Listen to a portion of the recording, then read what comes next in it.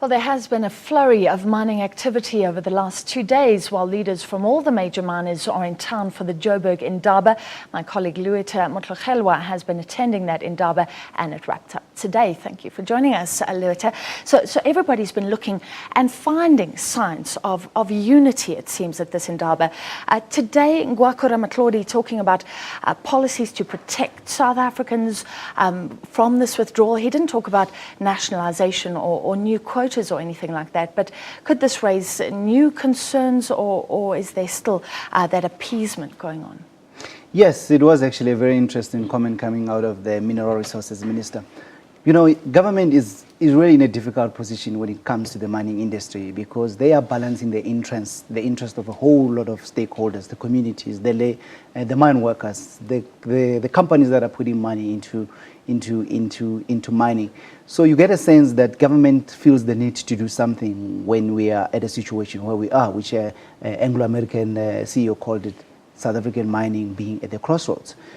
So what do? Do you come up with more policies? This will definitely not go down well with the industry because the industry has been calling for less regulations and a little bit of allowing companies to actually operate in a bit of a free market scenario where they're able making their own decisions, being able to compete with other mining companies, other jurisdictions out there, being able to compete in the global world, basically. So it's a difficult one. We don't know yet what the details of those policy suggestions would look like.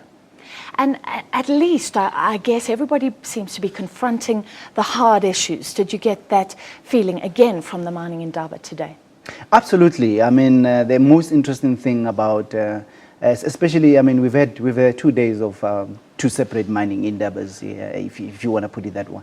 But the interesting thing about today, you get a sense that the parties are beginning to pull in one direction. They're beginning to realize the enormity of the challenges that lie ahead of them and are beginning to do something.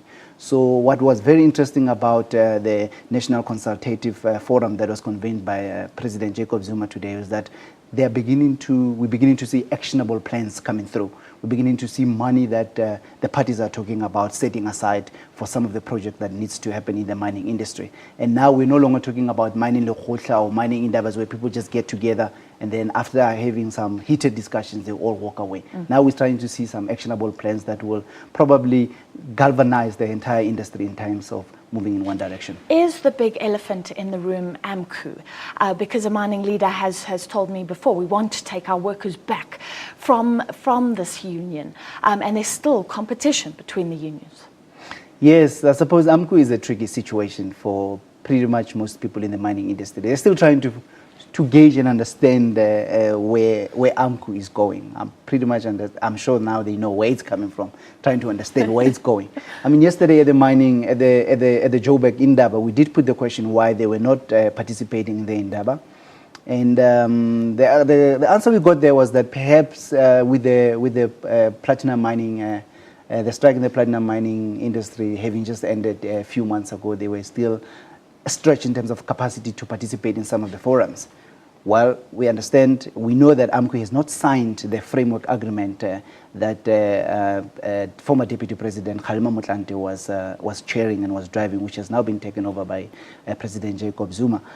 And it's a difficult one. You put the questions to the minister today, and the answer we got is that they've been part of the deliberations in the lead up to today's Indaba. But you wonder how can a stakeholder be part of the deliberations? Did you see them but not sign? No, they were not there. But their mother body, NACTU, was present. All right.